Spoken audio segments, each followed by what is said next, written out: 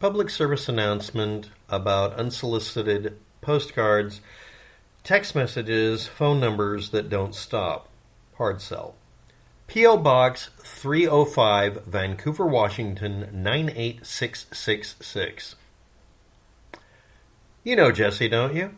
He's that friendly, perpetually chirpy correspondent who sends mass laser-printed, handwritten postcards with autofill versions with a font style that changes based on position so it looks like real handwriting.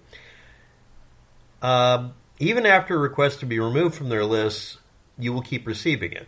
Now, obviously, because this is antagonistic and makes the company look bad, no company name is associated with it anywhere because nobody in their right mind would ever let it slip that they are this company. On an unrelated note, AmeriSpec, Real Estate Inspection Service franchise company. Or is it? Since 1988, current employing 20 people or less, possibly just 4, makes $500,000 a year or less as of only one posting, link below in the description under archives. AmeriSpec.net may not be the same as AmeriSpec.com. However, one redirects to the other, and they're totally not related in any way. Franchises. Are you legally restricted if you set up as an umbrella corporation? Zombies. That isn't a pyramid scheme, but sells franchises to people to act on your behalf, and you all just use the same P.O. box because technically it's a physical location, and technically through a court order you can find out what company it is. Would the replying to these cards phone numbers, which change weekly or daily in some cases, or addresses which have nothing to do with why you were sent the card? Don't even look at the addresses. Would that P.O. box be there just so that you can get leads and really it's just a bunch of people trying to flip houses and wanting to go through an umbrella corporation? Raccoon City mode. In order to make sure that they have plausible deniability or do they call it qualified immunity when it comes to real estate brokers? And AmeriSpec, which is really listed as a real estate inspection service franchisor or franchisee, totally not related. They might have just had, for 5 minutes, the same P.O. box listed on their page once, which is how you prove you're being legit, and you never have to do it again on the internet. You just have to do it long enough for it to be confirmed, and then you remove it. Or not. There is more than one company called AmeriSpec, so people are reviewing this company very badly when they can. But, again, it's P.O. Box 305, and if you just type that in, you'll probably find all the listings, but it's Vancouver, Washington, and it's 98666. So, the phone number is irrelevant, except for calling that number so you can be put on the list of, somebody who took the bait. The address might read, "Hi, you're at this address, and here's your name," wrong name, "and I want to buy your house," or "You're the owner of a property at another address I want to buy," and then it'll list another physical fake address to reply to, but the P.O. box will be consistent. Now, the reason for the P.O. box is the company is probably named P.O. Box 305.LLC or something like that, and is then listed with privacy enabled due to death threats. That's all you have to say if you want to make your company very hard to find. And unless a court case is brought that has merit, you can't find out who's behind the company name if that city's Chamber of Commerce allows it. See also Chambers of Commerce in other cities allowing them to have their own version of a Better Business Bureau rating of 0 or 1 or whatever it is, depending on the lowest. Complaints on some of the sites run into the hundreds. There's also links on this on Reddit and several other pages. Now, I'm not saying it's AmeriSpec or any of the other companies. There's like 8 companies using almost the same name. Like some of them imply they're repronouncing it not Amera, like short for America, but Amari or Spec or SPEC. They'll have similar spellings. These are all companies trying to differentiate themselves from other company names, and they probably have nothing to do with it.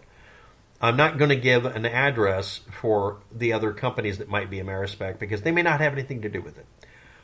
In Vancouver, Washington, a Chamber of Commerce person tried to find out what the hell's going on with P.O. Box 305.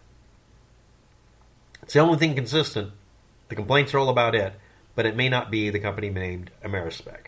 See also web.archive.org/web/asterisk/amerispec.net asterisk to find all of the pages on it and find several of them that confirm that that's what that company is. And then when you type it in, it redirects to what appears to be, but maybe isn't, the same company. Maybe there's two companies that had similar names. One of them was bought out by the other, or the other one just went out of business, so they bought the domain name. We don't know.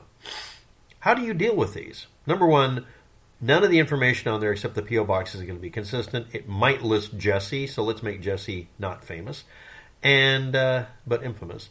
And Vancouver, Washington can be contacted if you get these. If you want to complain that this is junk mail that you don't have a ability to have sent to you.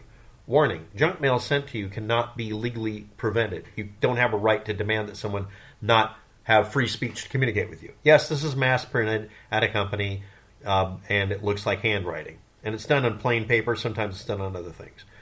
I worked at a business where we had a fax blast system. That was the name of it, we called it. And we would make out postcards and send them. And I got roped into doing this to try to create leads, sales leads. Pro tip. This is an extremely stupid thing to do no matter what you're doing. There was a business next door that was doing auto detailing. We were doing computers, and we were doing monitor repair. I was the monitor king. Hundreds and hundreds of little projects going on at once, and we contacted people this way. This is, at one time, a set of fax numbers and phone numbers and contacts that people would buy and sell for around $3,000. This was done by robocalling by hackers in Portland, and I knew two of them. And what was the result? Now, I wasn't able to stop any of this. I just worked at the business. And when they put me on putting postage stamps on, I put on the postage stamps they hand me, and they got mad that I put on full scale instead of postcard postage stamps. That's actually a thing. You're supposed to just run it through machines that print the pay code on it, have a company do it. That's what they do. These are all printed by some company in the area. Doesn't matter what area. And they send out postcards. There can be branches for companies that do this. And all you have to do is have the font look handwritten. So they have a font that's non-static. It's a dynamic font set. Don't know how exactly it works, but it's based on the same idea of using a printer font to draw pictures on a screen, like in the old days, where you could have it change its behavior based on position. I know how the kind of code works. I've worked on programs like that. But to do it in a laser printer and make it look like good handwriting, almost like an AI routine's writing these letters. So you could call these ghost letters or demon letters. So what's the takeaway for our video here? The name, it'll be Jesse or something else, doesn't matter, will indicate what area you're in and or what market they were going after. Next, it could be caused by somebody across the street selling their house or somebody just a state away and them just using the wrong number. Any excuse to send you a feeler or a tickler. How do you respond to these? You shred them. Even complaining about a company that's doing this, number one, it's not illegal. It's not really against the rules, although it should be. And next thing is all you're doing is confirming you got it, especially if you include the details like, well, what was the phone number on it? They'll be able to track you because that phone number, the address of the property they say they're looking at, the name they said you were, you'll be John or Jane, etc. All of those are used to individualize each of them using a math routine or algorithm to build it so that it's trackable. If you contact them and say, my name isn't John, my name is, don't tell them your name, don't contact them. And if you tell them what's on the card, they'll ask you what's on the card. Oh, that was a mistake, or sorry. That means they've got you nailed. They know your exact address. You probably blurted out your name. Why don't you just give them your blood type and social security number and be done with it? So the best response is no response. If you want to complain, you're going to eventually get tracked down. Next, they will keep sending these postcards. But is this AmeriSpec, the real estate inspection service franchise company? That's totally not a pyramid scheme. It really isn't, but I like making fun of things like this. I don't believe it's the same thing. This is a company that's been around since 1988, according to their own claim, and they exist, and I don't think they would do this, but then again, they could. But is this a scam? It's somebody trying to get the foot in the door about anything. It can also be done by someone trying to make sure, hey, I got a bunch of phone calls from Easy Marks. That means the houses are occupied. There's stuff in them we can steal. We'll go ahead and ransack the building when they're out at work. There's never a good reason to respond to any of these. Just shred them. And I don't mean throw them in the garbage or recycler. Shred it. Shut up and do it. Shred it. Thanks for watching. Have a good day. Good luck with that. Try not to get scammed. Links below in the description. All of them will be archive.ph or archive.is and archive.org. And no, I don't think it's AmeriSpec, but it might be.